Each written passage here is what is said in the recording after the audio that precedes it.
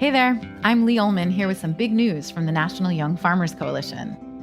We're partnering with Heritage Radio Network on a special season of The Farm Report. It's all about what's happening with the Farm Bill and how it impacts farmers and eaters. I am growing diversified vegetables on land that's been in our family for 150 years.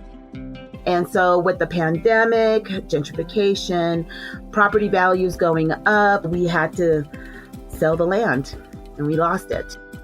Join us as we uncover the untold stories behind this massive piece of legislation that shapes how we grow our food, what we eat, and so much more. The problems we have had, those are things that come from earlier Farm Bill and USDA policy, right? Like Earl Butz, get big or get out. You know, it's my responsibility to know not only what I'm eating, but then like how that all came to be. And realize like, wow, like this piece of legislation, all this money, like it's technically something that I support as a taxpayer. While Congress debates the next Farm Bill, this is not just an invitation to listen. It's a call to action. Be part of the conversation. Subscribe to the Farm Report on Heritage Radio Network, wherever you listen to podcasts. Restaurants employ over 15 million people nationwide, and 2/3 of all restaurants are independently owned and not part of big chains. Yet currently, these small businesses are not represented in government relief negotiations. ROAR is working to change that by fighting for relief opportunities for all restaurants. ROAR is advocating for an 8-point plan in New York State that will allow restaurants to reopen and rehire when the time comes. Dozens of industry leaders have signed on to the plan, like Namwa Tea Parlor, Field Trip, Momofuku, and many more of your favorites. You can join them at change.org by searching for ROAR, Relief Opportunities for All Restaurants.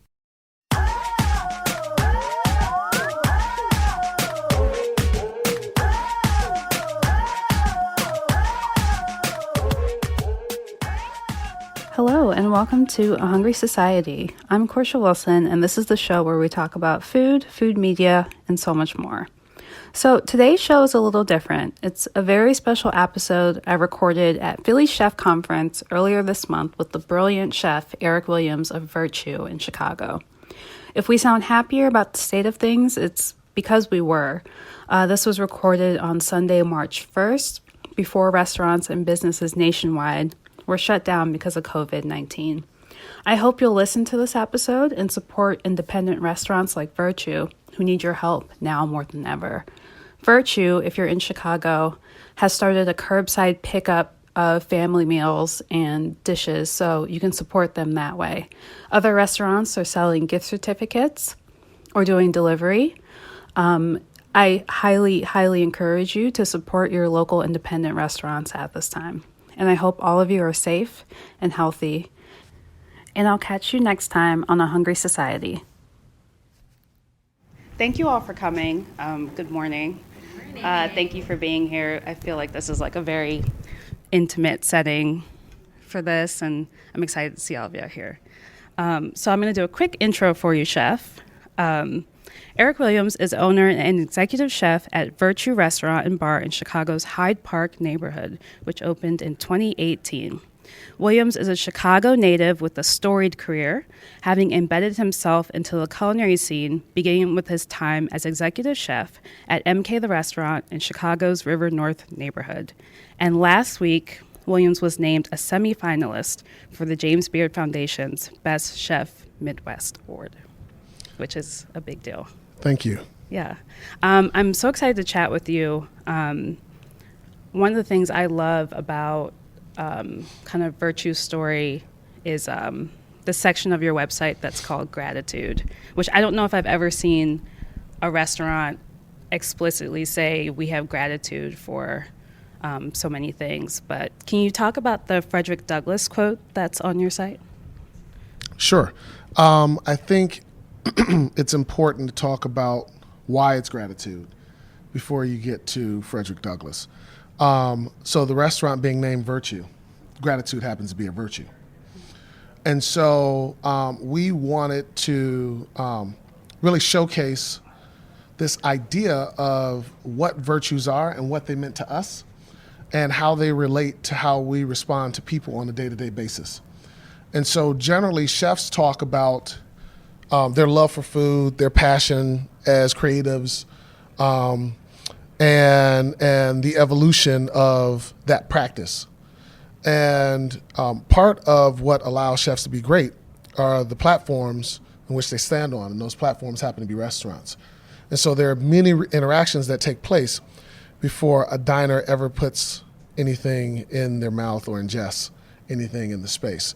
And so we wanted to show a rich appreciation for this idea that our carpenters, our investors, journalists, everyone that played what we thought was a pivotal role in us being able to just open and realize a dream.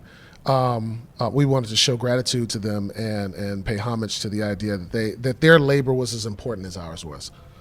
So Frederick Douglass is a person that I've studied since childhood, and one of his many speeches has a excerpt that we share, which is, where there is no struggle, there is no progress. And when I think about that in my own life, and I look through the lens of growth and development, my hardships have produced something. And I've spent a good amount of time thinking about, the difference between the time it takes to make coal and the time it takes to make a diamond. And for most of us that appreciate fine jewelry, there's something unique about diamonds in their raw state and in their polished state. But they're also used as a tool because they're so hard. And so they're used at the end of really industrious and commercial drills to break through softer substances. And so if I thought about my career as this process, very similar, or in terms that chefs would often use, if I thought about my career as being forged over a period of time, and forge comes up a lot because all of us use knives, then what's the end result of this forged material, right? It's a very sharp blade that in some cases could be brittle, depending on how sharp it is and what the metal is. It has this rich characteristic because it goes from being hammered to being cooled and shaped. And during that process, you end up with something that is unique, but something that's malleable to get to a space where people can appreciate it and utilize it over a period of time. And so we see restaurants as vehicles that are shaped and that are malleable, and the people who go through them, right, take on different shapes and different forms. And we want to pay respect to the end result. We want to pay respect to how things begin and also how they take shape over a period of time. It's so interesting you say that, because I always tell people that restaurants are, like a bottle of wine. It's like a living, breathing organism, and it's different every day, depending on who walks through the doors, like you said, but who's working and, how the cooks are feeling that day. And I think restaurants are really just, they're little societies in and of themselves. I would agree. So I really want to know, how you describe your food. You use the term Southern on your website. Yes. And I've heard people refer to Chicago as, the North, Southern culture in the North. So do you consider your food to be strictly Southern, or are there other influences as well? Well, they're definitely, here, let me say this correctly. We're contemporary Southern. Southern is a term that is very loose. It's not really defined in our country. And that's why we decided to tackle it. Because as a chef and as a person who prides itself on wanting to know more and wanting to be more engaged as it relates to history, I'm very confused. I don't understand why we say barbecue and not Southern food. I don't understand why we say Creole Cajun and we don't say Southern, right? If Louisiana's not in the South, I don't know where it is. I don't understand why Florida feels like it's on an island when it's connected to land. Right. And so when you start to talk about the South, we disconnect all these spaces. It's like we're talking about this land that's not connected to anything, and it's all connected. Mm-hmm. And from the African American experience, it's very unique because African Americans have fought really, really hard as a result of our ingenuity, as a result of our labor, and as a result of our intellectual property being stripped from us. We fought really hard to hold on to one piece that we all relate to, and it's called soul food. And soul food, as I understand it, is the best of scrap cookery, right? The best of country cooking. And so now you add this layer. Well, chef, if that's your title, then how do you discuss this? Well, I have to discuss it through the lens that when I grew up understanding how to cook, the fundamentals of cooking were French cooking. The problem is that's not exactly accurate. It's the fundamentals of cooking for anyone who wants to cook French food, but some of the techniques and methods don't always translate into Japanese cuisine. They don't always translate into other constructs. And so the French did a really, really good job of organizing kitchens and organizing a chain of command and organizing structures that many of us have adopted in kitchens and in business. But that doesn't do anything for me in some Middle Eastern fare. There are things that have parallels and there are things that are really, really different.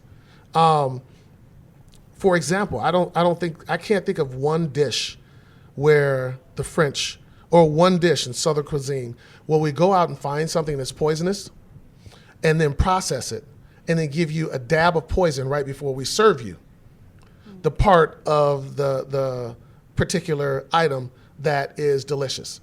That's a Japanese technique. And part of the pride is for them to take this poisonous fish and give you just a little bit of the poison so that you know that it's poison. And then let you know, after you freaked out, that you're not gonna die. You can enjoy your meal now, right? And that's pretty cool for the ones that are adventurous, right? But some of these things just don't translate. So with that being said, so America, without getting political, is a melting pot of all cultures, all nationalities, all races, all immigrants. And the part that we conveniently leave out is all of those folk at some point shared their wares. They brought them with them, right? The ingredient bases, their techniques, and they have settled throughout our country. The keepers of those techniques, the keepers of those ingredients happen to look like me. They were African Americans. Because whether we want to admit it or not, slaves were the labor force. And that's undeniable. Yeah. And so if they were the labor force, then how in the hell does French cuisine become the foundation for cooking? If Italians had the farm, or if Irish had the farm, or whoever it was, whether it was of European descent or somewhere else. I mean, we forget really quickly that, like, there was this thing called the Louisiana Purchase, which meant Spain owned Louisiana. And if you think about, in context, what jollof rice is, what paella is, then jambalaya probably feels somewhere right in the middle of those two things. And so it's inspired by those ingredient bases and those techniques. And so when I think about Southern cuisine, then I think about this melting pot of techniques from lands and from regions that are in some ways untapped and in some ways unrefined, because we have data, we have proof of what soul food is as it relates to the African American culture. And we have that because there was scrap cooking that came from out of the fields that traveled north, right, as people traveled to freedom or traveled to work. But what's the documentation, or where's the documentation of what happened on the other side, right, in the home, Absolutely. the keepers of, right, this labor force. And so so that's really where my intrigue lies, and that's really where some of the inspiration comes from. We obviously do things that are very easy for people to grasp, right? We make macaroni and cheese. We make it great, but we make it. We make collard greens. We have ingredients that people could readily identify. But we also have ingredients that would have somebody wondering a little bit, does this boy really know how to cook Southern food? Because I'm also inspired by the folk that ended up in the South. And so I can't cook with just okra, knowing that okra came from Africa, or just rice, knowing that the strand that we use as Carolina gold rice was only used because A, it was swampland, and B, Africans knew how to plant it, right? And it made it really easy to sell because they had a labor force that could produce it.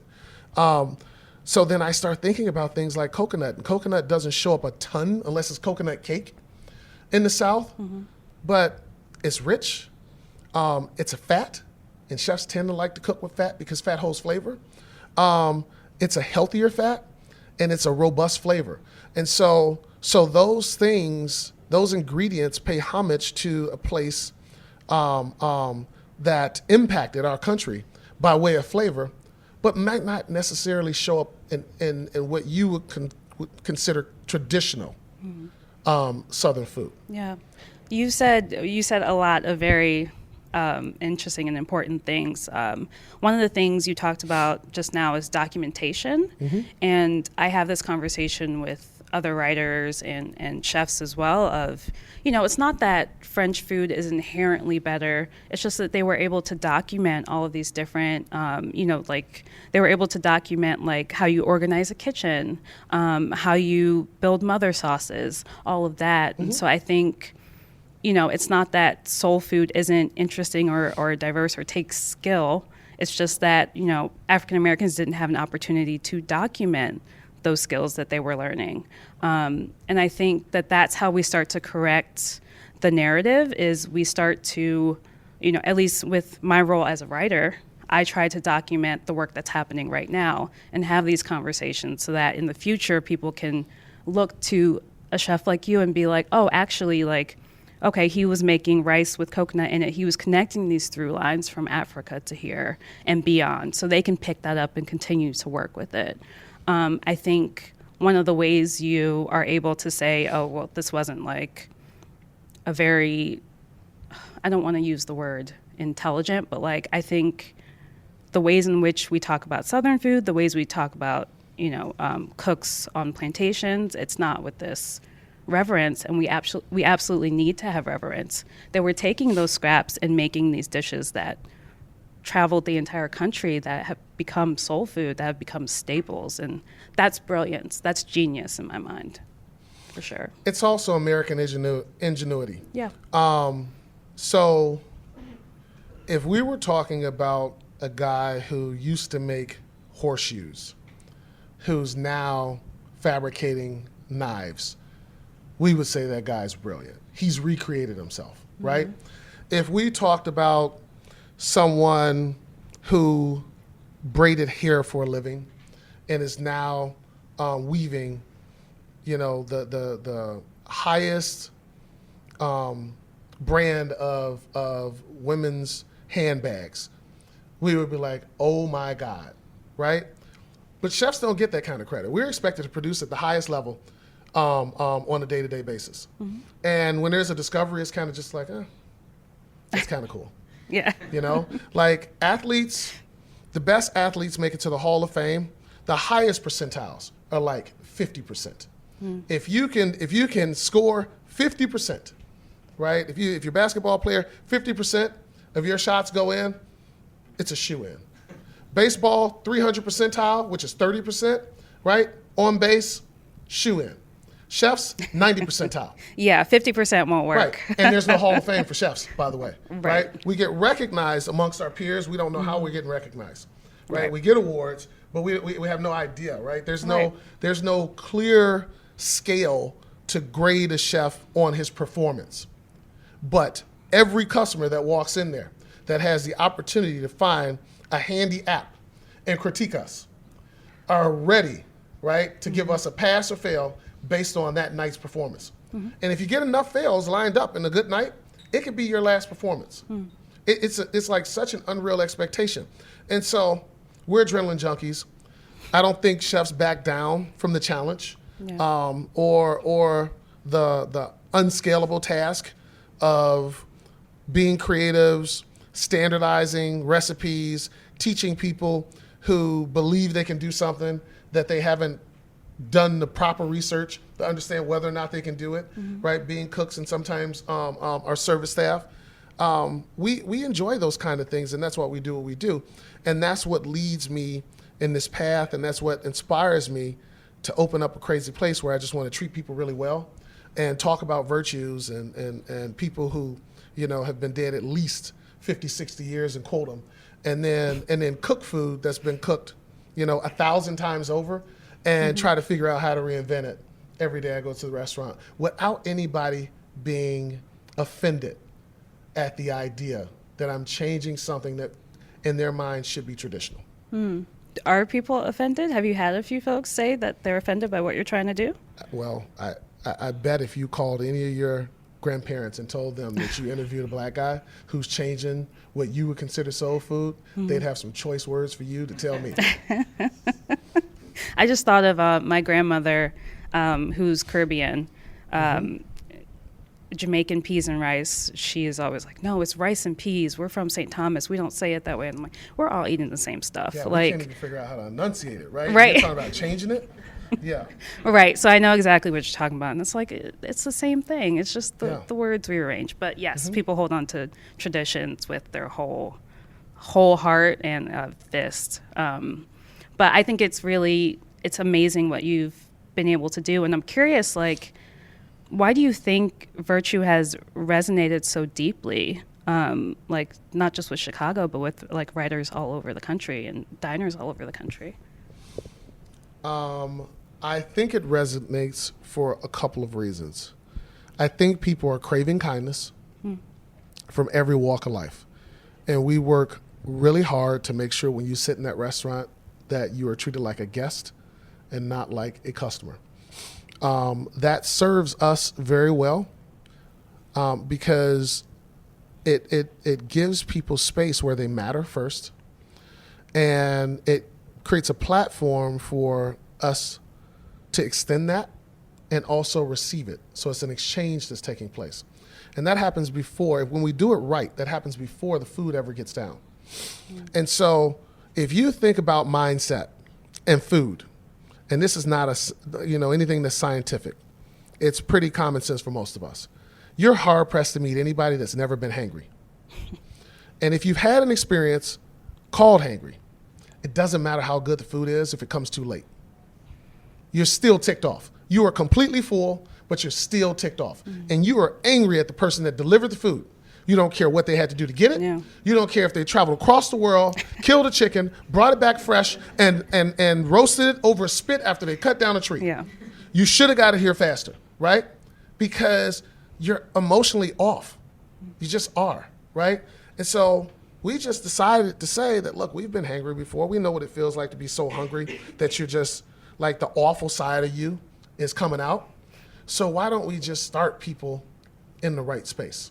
Why don't we start them with kindness? Why don't we let every person that comes in here who's really hangry debate with themselves about whether they should keep treating us the way they want to treat us? Because I didn't do anything to you, right? I didn't stop your meal plan.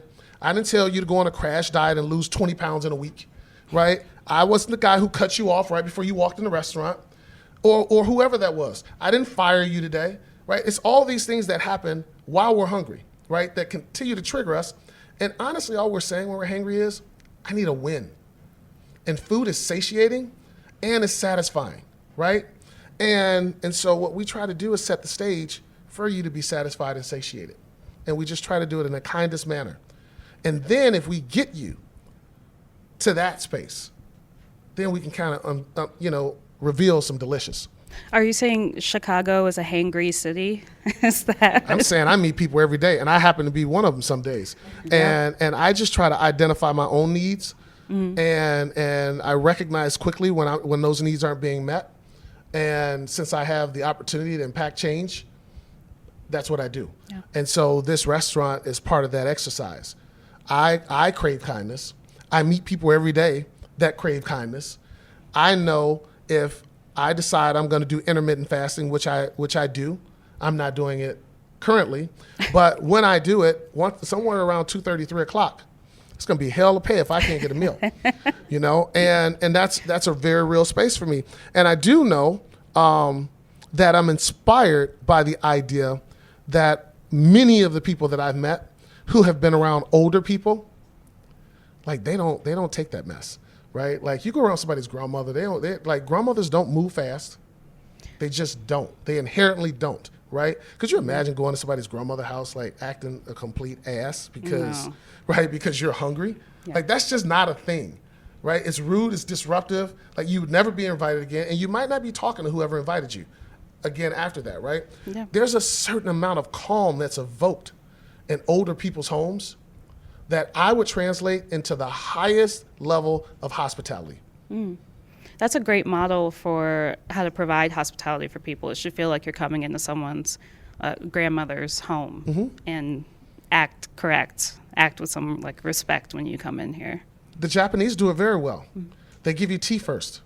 It's very, very hard to drink tea fast. It is. Yeah, no, Right? it's true. Yeah. And so what does it do? It slows you. It's a process, right? You get warm towels in some restaurants before you eat. It slows you.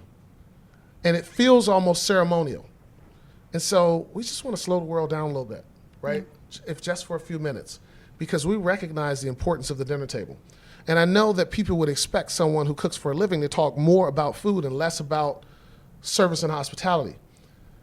But again, I think that as any performer would really want to make sure that the stage is sturdy, right? If they're going to put on a true performance, Yeah.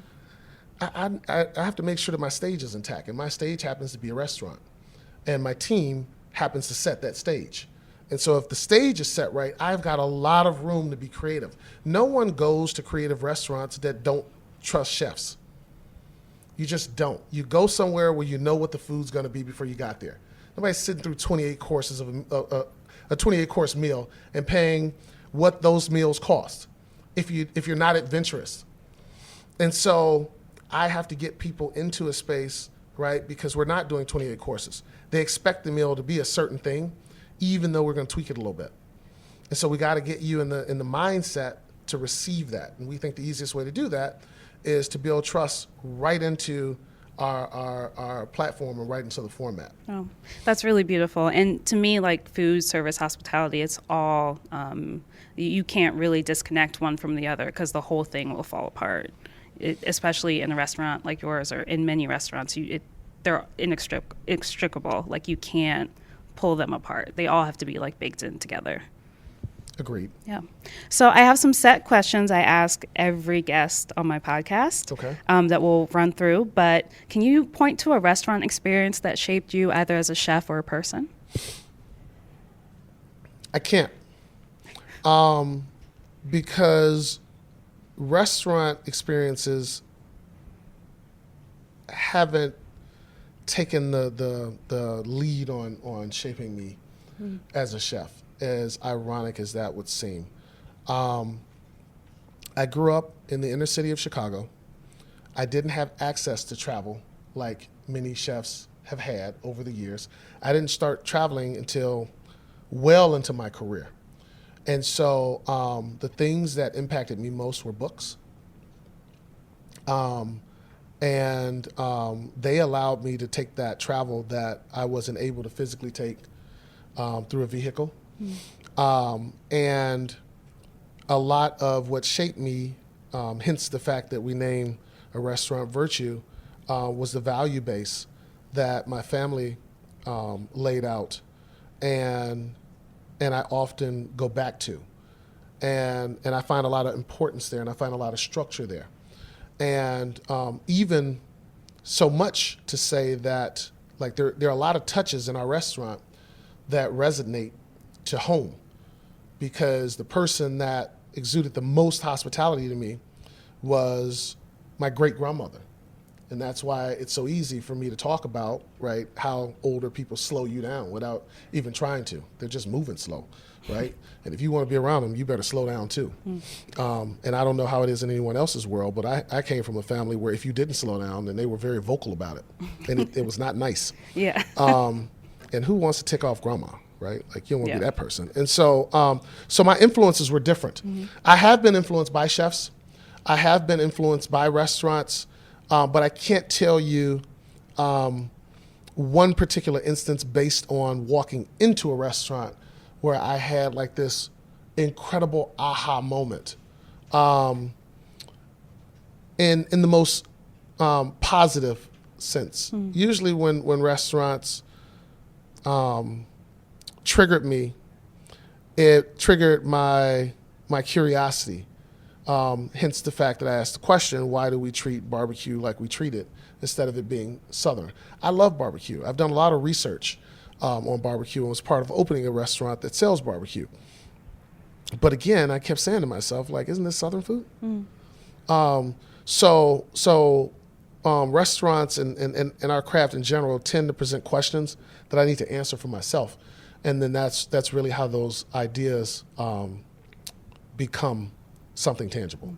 I'm curious, what are some of those books that really opened up your mind to traveling, even though you weren't physically traveling? So as a minority, I love all things minority, and I'm not restricted by that. But women chefs are a minority, and the ones that I think are like, you know, the real trailblazers in cooking. I have sought out their books, so I own everything that Alice Waters has ever touched and or spoke to. I own Julia Child's collection. I've had the opportunity to meet them both, and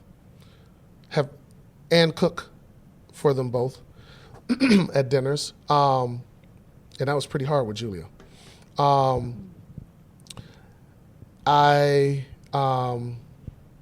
I collect books, so I've got stuff from Leah Chase. I've got stuff from Dookie Chase. I mean, I've got stuff from Edna Lewis, and then just about every modern chef that you can think of, right, that we would say is relevant. And then I've got some obscure stuff too. Currently, I'm collecting books that are rare and collectible. Like every book that's printed, you know, I don't want to say every, but many of the books that are older African American cookbooks want to sell you that they're the first African American cookbook. And so since I can't figure out which one's the first one, then I just buy them all, because they all got something. Yeah. So I you know, I'm kind of a hoarder in that regard. So I like collecting things, and these days I've gravitated from tools to books. If you hoard books, though, it's a library. You get to say that instead of you're a hoarder. It sounds classier if you say you have a library. It only sounds classy if you're around people who will buy into that nonsense. Just so See, you know. I'm a writer. I'm like, oh, actually, if you just rephrase it this way, it sounds like really, really good. You're also in a relationship too. And I'm just telling you, when you live with another person, yes, they don't buy into that BS. So no, fast. actually, he has a creative writing degree, so he has as many books as I do. So it's great. Okay. Yeah. So you guys don't live in your home; your books do. Exactly. We are roommates with our books. Yes. Yeah. All right. So my last question for you: if you could have your last meal in a restaurant, where would it be? Who's invited, and what are you eating? It would be in my own restaurant, and it would be my nearest and dearest that had the wherewithal to appreciate it being my last meal. And what that means is, if it was going to be my last meal proper, I don't want anybody there that is going to add pressure to that moment. So if you're not right with my exit, then you should probably be at home. And it would be family style, because I love the act of handling platters and food and sharing and extending. And we wouldn't have actual servers. Everyone would partake in that service. And it would probably be many of my friends cooking, and I might jump in and cook something as well. Because if it's going to be my last meal, I mean, hell, you You would I may wanna as well cook? go down in flames. Yeah, absolutely. Why take me away from the fire? And I would have people come the way that they come. It wouldn't be any stipulations. I think that the experiences that I've enjoyed most in my life have been impromptu, and people have given the best of what they have. And when you start putting stipulations on things, sometimes you don't always get the best. You can push greatness out of people, but they may tell you that that's not exactly what they wanted to do, right? And I want, I was taught very simple growing up that things that come from the heart reach the heart. And so I would want that meal to be an expression of the love or the time that we've spent together. And I don't know a way to get that by putting up boundaries. So it'd be like potluck style, like people bring what they want? Or well, I hate that term.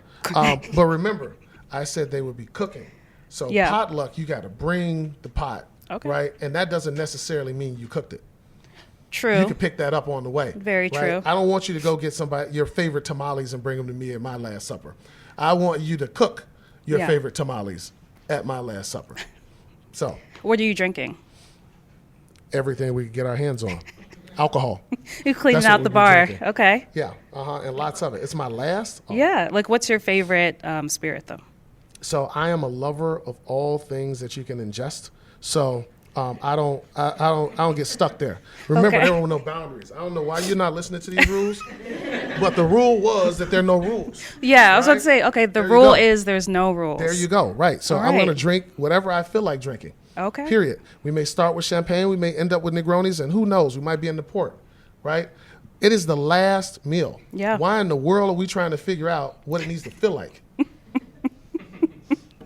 All right. Well, that's the first time I've gotten that answer of no rules at all. Yeah, I tend to do things that end up like that. So, Well, Chef, sorry. thank you so much. I really appreciate chatting with you, and congratulations again on your nomination. Thank you so much. I appreciate it. Thank you. All right. Cheers. Great.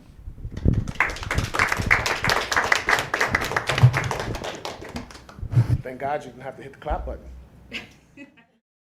As the news of coronavirus reverberates throughout the world, we at HRN are especially concerned about how coronavirus will impact our food system. We will use our platform to support the restaurant, agriculture, hospitality, and other food-related industries by maintaining our coverage and operations. As social distancing becomes the temporary norm, podcasts are more important than ever. There's never been a more crucial time to stay informed about the state of our food system and the way that food connects our global community. We're sharing all of our COVID-19 coverage at heritageradionetwork.org/COVID-19. From interviews with nonprofit leaders and journalists, to firsthand accounts from chefs and restaurant owners, to reports on how the crisis is affecting regional farms. Our team is working remotely from all over to keep food radio alive. HRN needs your support more than ever to keep sharing essential stories and resources with our listeners. Make a donation of any amount. Visit heritageradionetwork.org/donate. Thanks for listening to Heritage Radio Network, food radio supported by you. For our freshest content and to hear about exclusive events, subscribe to our newsletter. Enter your email at the bottom of our website, heritageradionetwork.org. Connect with us on Facebook, Instagram, and Twitter at heritage_radio. Heritage Radio Network is a nonprofit organization driving conversations to make the world a better, fairer, more delicious place. And we couldn't do it without support from listeners like you. Want to be a part of the food world's most innovative community? Rate the shows you like, tell your friends, and please join our community by becoming a member. Just click on the beating heart at the top right of our homepage. Thanks for listening. This program is powered by Simplecast.